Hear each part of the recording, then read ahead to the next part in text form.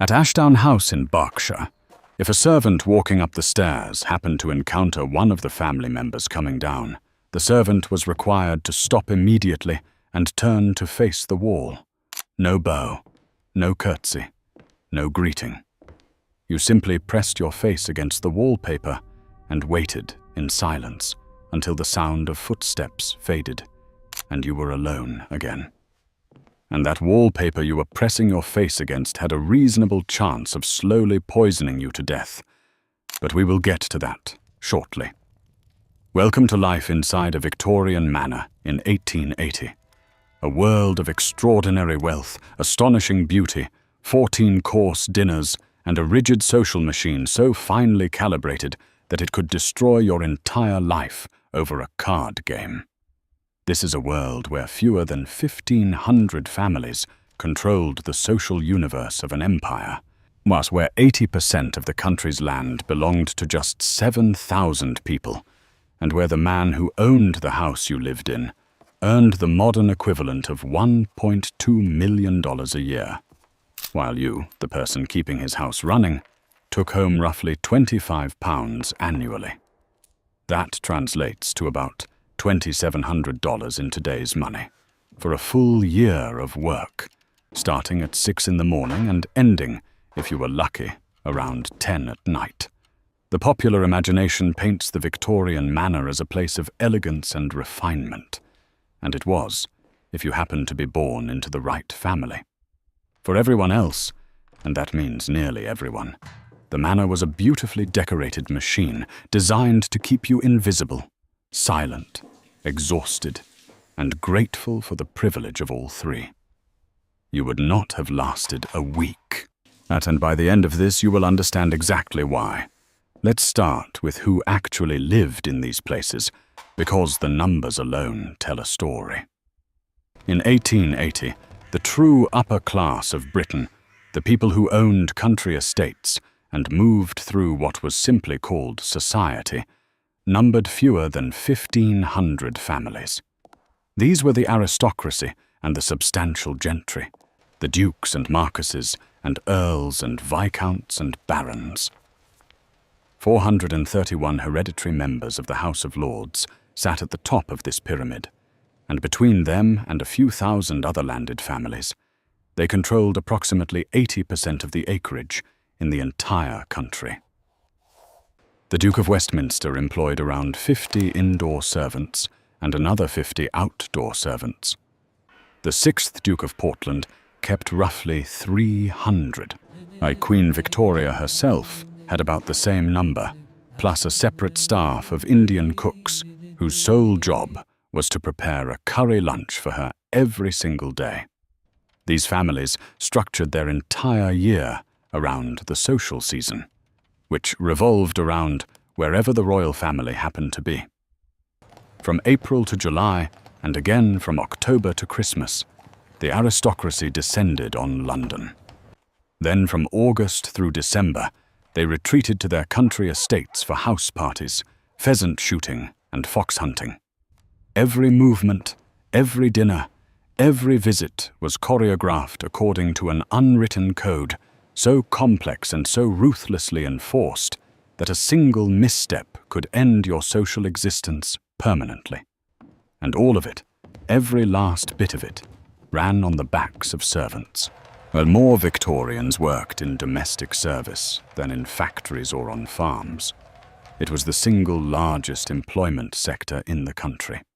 According to the 1881 census, almost 1.6 million women worked in indoor domestic service alone, representing 35% of the entire working female population aged 10 and upwards, 10 years old. Women outnumbered men in service by 20 to 1, partly because male indoor servants carried a special tax, which meant only the truly wealthy bothered employing them. If you walked into a grand house and saw footmen lining the hallway, you were looking at a display of wealth as deliberate as the silver on the dining table. Those footmen, by the way, were specifically chosen for their height. Guests and employers preferred tall footmen. A particularly tall or good-looking footman could actually command a higher salary than the rest of the household staff, which is a hiring practice that makes modern employment law look positively enlightened. The hierarchy inside the house was absolute. At the top sat the butler, the most highly ranked servant, earning between £40 and £60 a year, responsible for running the entire household, hiring new staff, and overseeing every daily operation. Beside him stood the housekeeper, always female, always addressed as Mrs., regardless of whether she had ever been married, who managed all the female staff and maintained the furnishings. Below them, in the grandest houses, servants split into two worlds that barely interacted. The upper 10, which included the house steward, butler, housekeeper, chef, valet, and lady's maid, that enjoyed daily contact with the family. The lower 5, the under-butler, footman, housemaids, scullery maids, kitchen maids, laundry maids, coachmen, and hall boys might never see or meet the family they served. They ate in the basement servants' hall. They slept in the attic. They moved through hidden corridors and back staircases specifically designed so the family would never have to lay eyes on them. And the rules governing their behavior read like a psychological experiment in erasure. Never let your voice be heard by the ladies and gentlemen of the house, except when necessary, and then as little as possible. Servants were forbidden from singing, forbidden from laughing, required to remain as noiseless and invisible as humanly possible. If they accidentally came face to face with a household member, they were expected to avert their eyes. At Ashdown House, as you already know, the instruction went even further. Turn and face the wall. No acknowledgement at all. You were furniture that breathed. If anything was broken or damaged, the cost was deducted directly from your wages, wages that already amounted to almost nothing. A housemaid in London earned between £10 and £25 a year. A general servant, known as a maid of all work, earned between £6 and £15. A scullery maid, the lowest of the low, could start at just £5 a year. Mrs. Beeton herself, in her famous Book of Household Management, described the scullery maid as perhaps the only one of her class deserving of commiseration. Her life is a solitary one, and in some places, her work is never done. She is also subject to rougher treatment. That was not a reformer writing an exposé. That was a household management guide, stating it as simple fact. One former scullery maid, recorded decades later in an oral history archive, described her job, which included lugging enormous quantities of coal up flights of stairs to the many fireplaces of a large estate, as a form of slavery. She started her day before dawn and finished it in the dark, with hands cracked and raw from scrubbing, and knees swollen from hours spent on stone floors. That swelling had a medical name: prepatellar bursitis, inflammation from prolonged kneeling. It was so common among household servants that doctors simply called it housemaid's knee. The scullery maid hauled hot water from the boiling room to the baths upstairs, at each load weighing approximately 15 kilograms. She cleaned pots, scrubbed floors, emptied chamber pots, and did it all under the supervision of the cook, who could treat her however she pleased. In many houses, the scullery maid was not even called by her real name. She was simply called Mary, regardless of what her actual name was. A standardized label for a standardized human tool. A 16-year-old orphan, testifying in a Victorian inquiry, said, "When I was 10, I was sent to service as maid of all work in a small tradesman's family." She was 10, and that was normal. Servants received half a day off on Sundays. Occasionally, if they were fortunate, they received a full day off in an entire month. The change to a full day off per week did not arrive until the 1900s, when it became fashionable. Not fair. Fashionable, where romance was essentially prohibited. The posted rules in many great houses stated it plainly. Followers are strictly forbidden, and any maid found fraternizing with a member of the opposite sex will be dismissed without a hearing. If servants fell in love, they typically had to leave service, usually without a character reference, which meant they could not find work anywhere else. For a disgraced female servant, the options narrowed to two: return home in shame or turn to prostitution. And up until 1860, it was entirely legal to beat your servants without any legal consequence. You could also compel them to attend church, where they sat in a segregated section at the back. The day after Christmas, servants received gifts from their employers, and this tradition became what is still known in Britain as Boxing Day, at one day of generosity to compensate for 364 days of near invisibility. Now picture yourself not as a servant, but as a guest, or even as a member of the family. Surely that was the good life. The candlelit dinners, the shooting parties, the silk dresses and champagne. And yes, parts of it were spectacular, at least on the surface. But the surface itself was trying to kill you. Let's talk about the walls. By the mid-Victorian era, wallpaper was cheap and everywhere.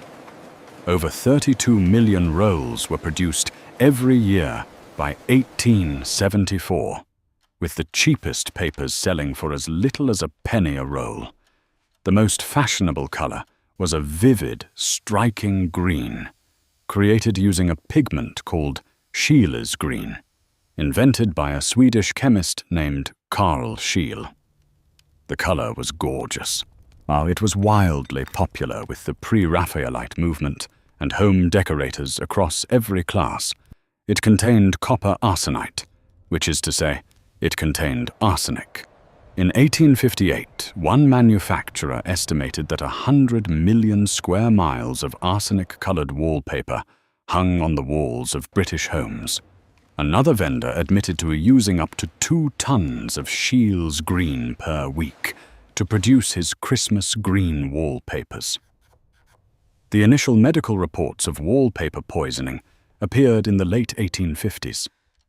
A Birmingham physician named William Hines described suffering from abdominal cramps and lightheadedness triggered by the green wallpapers in his own study, while 2 of his patients reported sore throats, weakness, and inflamed eyes that mysteriously vanished every time they left their homes for a seaside holiday and returned every time they came back. In 1862, the problem became impossible to ignore. 4 young siblings in the Limehouse district of London's East End died after sharing a bedroom decorated with Scheele's green wallpaper.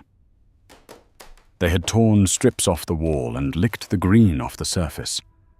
The public outcry was enormous, and yet the wallpaper industry barely flinched. William Morris, one of the foremost designers in England, and a man whose wallpapers decorated some of the finest homes in the country, did not believe arsenic was dangerous. In 1885, he wrote to his friend Thomas Wardle, "As to the arsenic scare, that's a greater folly it is hardly possible to imagine. The doctors were bitten, as people were bitten by the witch fever." Morris dismissed the entire medical establishment as hysterical. It is worth mentioning that Morris's own family had financial ties to arsenic mining operations, which may have influenced his objectivity. He did eventually bow to public pressure in the 1870s and began producing arsenic-free wallpapers through Jeffrey & Co. But his personal conviction that doctors had invented the entire scare remained unshaken. Dr. Thomas Orton nursed a family through a mysterious illness that killed all 4 of their children. He tested the water. He inspected the home for filth. Everything came back clean. The only thing that unsettled him was the green wallpaper in the children's bedroom. Surgeon Robert Brudenell Carter went further, stating publicly that he believed 2 of his own children had died from arsenical wallpaper in their nursery. In Birmingham, a couple and their pet parrot all fell ill within a week of each other, and all 3 recovered after the green wallpaper was stripped from their walls. Even Queen Victoria was not immune. Mysterious illnesses at her own Osborne house were connected to William Morris's vivid arsenic-packed wallpapers, and in 1879 she reportedly ordered all the green wallpaper torn down in Buckingham Palace after a visiting dignitary became sick during his stay. The science that finally explained how wallpaper could kill you without being eaten did not arrive until 1891, but when Italian chemist Bartolomeo Gossio proved that it was the combination of arsenic in the pigments and fungi growing in the wallpaper paste that produced a toxic gas. For decades, the wallpaper in your bedroom had been slowly gassing you while you slept, and nobody understood why. And arsenic was not just on your walls. Every Victorian home kept arsenic powder around for rats and mice. People simultaneously applied arsenic cosmetics to their faces, gave their children toys painted with arsenic, wore dresses dyed with arsenic, and preserved their meat by dipping it in arsenic to keep away flies. Some upper-class women deliberately ate arsenic mixed with vinegar and chalk to achieve the fashionable, deathly pale complexion that high society demanded. In one factory employing 100 girls making artificial flowers dyed green, 26 showed symptoms of chronic arsenic poisoning. 1 died after months of suffering from ulceration, and only 4 appeared to have no symptoms at all. A member of Parliament spent months confined to his home by a painful eruption on his feet. The cause was eventually traced to his fashionable green socks. He recovered quickly once he stopped wearing them. In 1837 alone, 506 deaths from inadvertent arsenic consumption were reported, and it was not until 1851 that customers were even required to sign a register when purchasing arsenic, or that selling it to children was prohibited. But we are still only halfway through the dangers inside your own home. And if you think the wallpaper was bad, wait until you hear about the lighting, the bathing, the fashion, and what happened when you sat down to play cards. Oh, trust me, you want to stay for what comes next. The gas that lit your home was trying to kill you too. Victorian coal gas contained what one source described as a lethal combination of hydrogen, methane, carbon monoxide, and sulfur. Any building with poor ventilation ran the risk of carbon monoxide suffocation. By 1880, gas lighting was actually cheaper than candles, but many of the grandest homes deliberately chose to use candles exclusively because wealthy homeowners wanted to demonstrate they could afford the more expensive option, spending more money on worse lighting to prove you had money to waste. That was status in Victorian England. For the servants, candles represented something else entirely. They were forbidden from having candles in their bedrooms, both for fire safety and, more revealingly, to discourage them from reading. To light their way to bed, servants stole stub ends of used candles, and competition for these stubs was fierce among butlers and footmen, who often regarded them as a legitimate perk to be sold to local merchants. To give you a sense of just how dark their world was, the light from a single modern 60-watt bulb is roughly equivalent to 74 candles burning at once. Victorian rooms lit by candles were extraordinarily dim by any standard we would recognize today. Cragside in Northumberland became the first house in the world to be lit by hydroelectric power, and the Prince of Wales himself visited to see what newspapers called the palace of a modern magician. The royal family had electricity installed in Buckingham Palace, starting with the ballroom in 1883, with the rest of its palace electrified by 1887.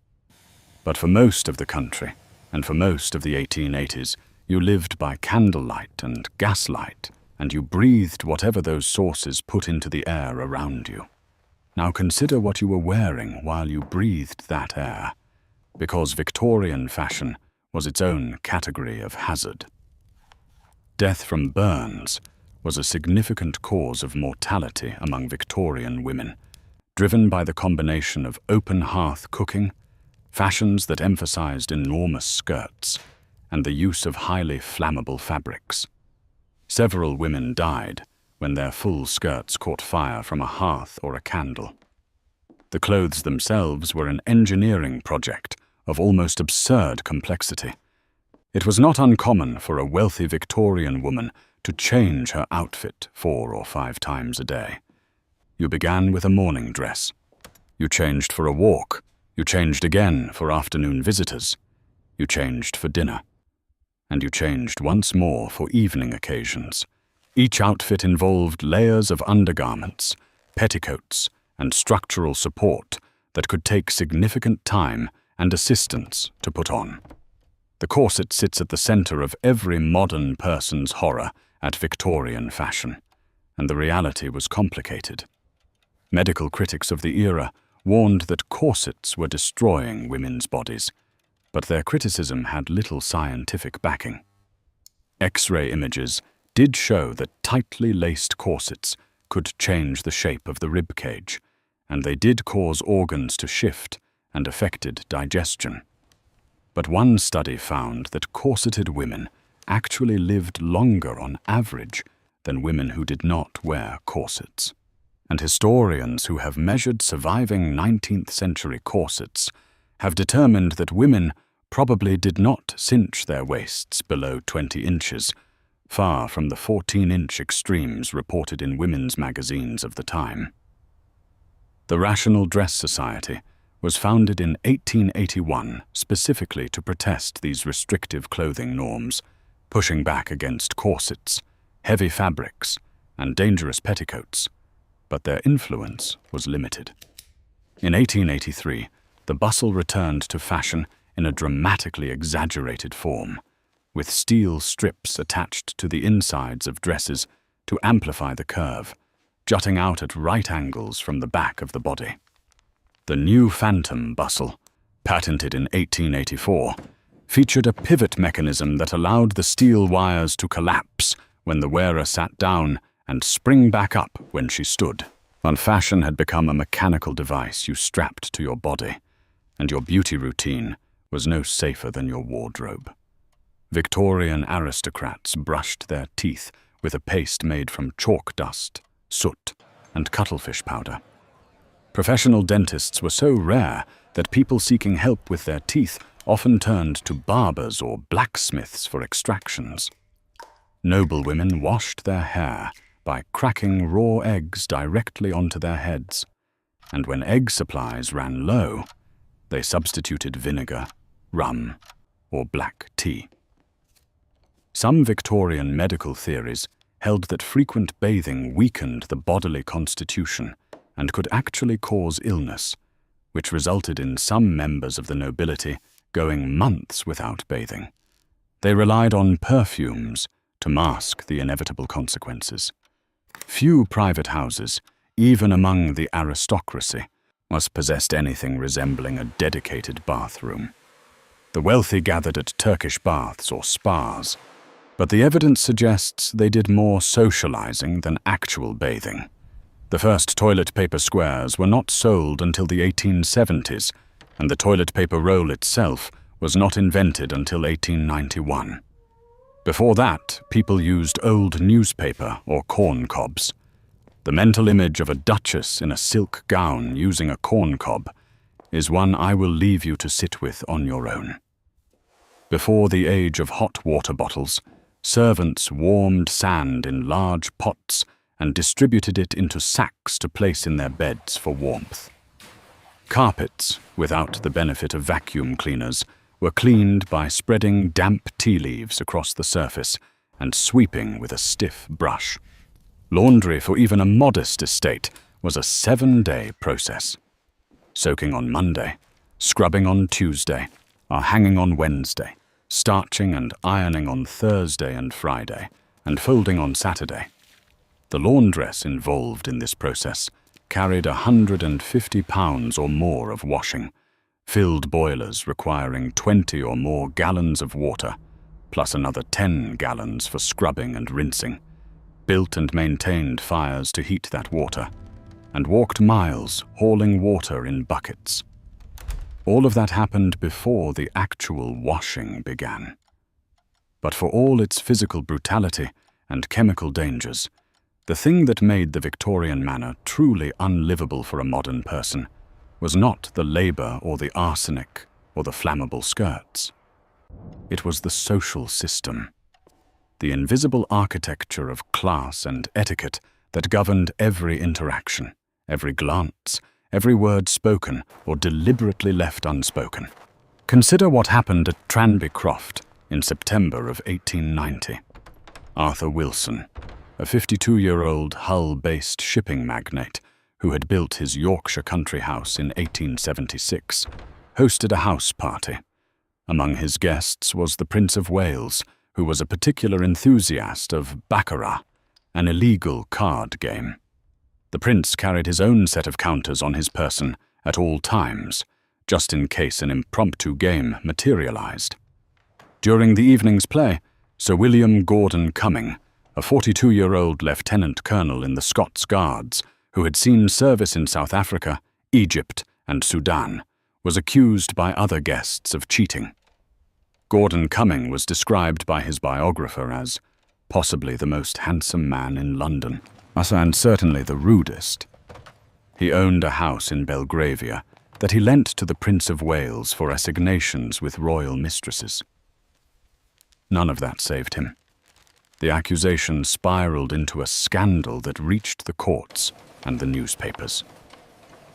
After the trial, a leader in the Times declared, "He has committed a mortal offence. Society can know him no more." Gordon Cumming was dismissed from the British Army. None of his close friends ever spoke to him again. His own barrister, Sir Edward Clarke, wrote in his memoirs almost 3 decades later, "I believe the verdict was wrong, and that Sir William Gordon Cumming was innocent." It did not matter. The social machinery had rendered its judgment, and there was no appeal.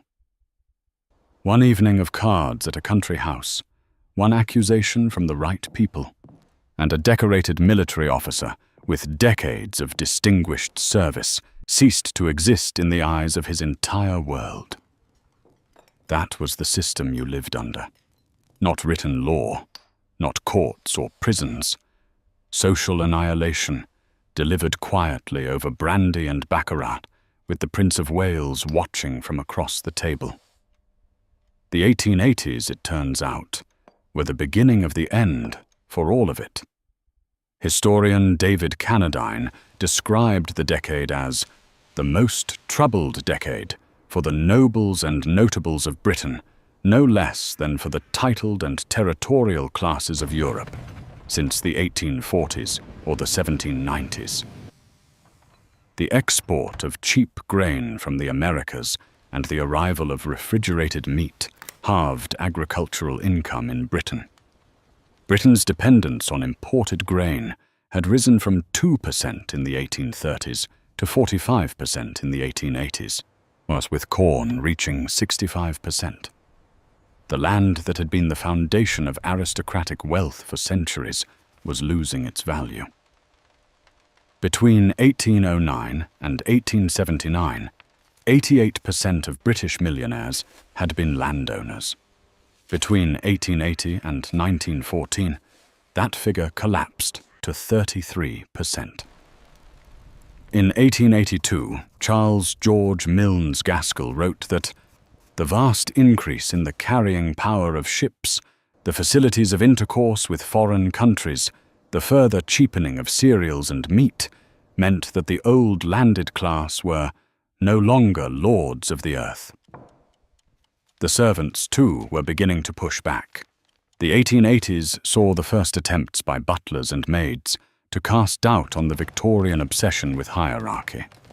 New ideas about status and class were forming. The rigid system that had kept millions of people silent, invisible, and on their knees was starting to develop cracks. The inclusion of servants' injuries in the Workmen's Compensation Act would not come until 1907, decades after countless servants had suffered crippling injuries with no legal recourse. But the pressure was building. The fall in nutritional standards between 1880 and 1900 was so severe that generations of working people were visibly shrinking. In 1883, the British infantry was forced to lower the minimum height for recruits from 5 feet 6 inches to 5 feet 3 inches, because they could no longer find enough young men who met the old standard. The empire that ruled a quarter of the globe could not adequately feed its own working population. So here is what your week in a Victorian manor would have actually looked like. If you arrived as a servant, and statistically that is the most likely scenario by a wide margin, your day started before 7 in the morning. You cleaned grates, you carried coal, you hauled water, you scrubbed floors on your knees until your joints swelled into a condition that carried your job title in its medical name. You were not allowed to speak unless spoken to, not allowed to laugh, not allowed to sing, and not allowed to be seen by the people whose lives you made possible. If you met them on the stairs, you turned your face to the wall. If you broke a plate, the cost came out of wages that already amounted to less than £1 a week. If you fell in love, you lost your job and your future. Your bedroom was in the attic, unheated, and lit by stolen candle stubs. You ate in the basement.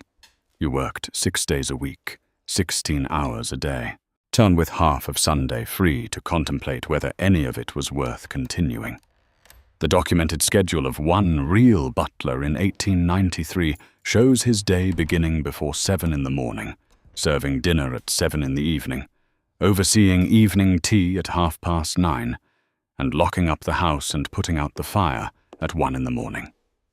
That was a normal day.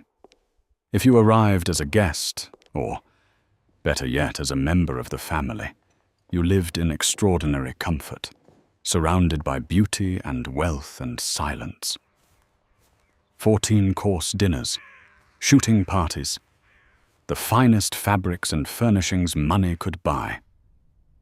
But the wallpaper in your bedroom was slowly releasing arsenic gas as fungi digested the paste behind the pattern. The gas lighting was filling your rooms with carbon monoxide. Your cosmetics contained poison. Your green socks could give you a skin condition severe enough to confine you to the house for months. Your toothpaste was made from soot and cuttlefish. You washed your hair with raw eggs. You might go months without a proper bath, masking the result with perfume. Your dress could catch fire and kill you. And at dinner, one wrong word, one accusation from a fellow guest could erase you from polite society so completely that even your closest friends would pretend they had never known you.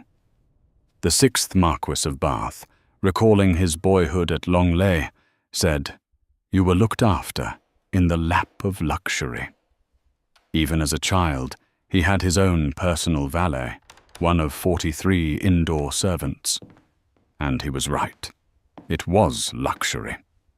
But it was luxury built on a foundation of invisible labor, toxic materials, suffocating social rules, and the quiet understanding that everyone, from the Duchess to the scullery maid, occupied a fixed point in a system that would grind them down if they stepped out of line.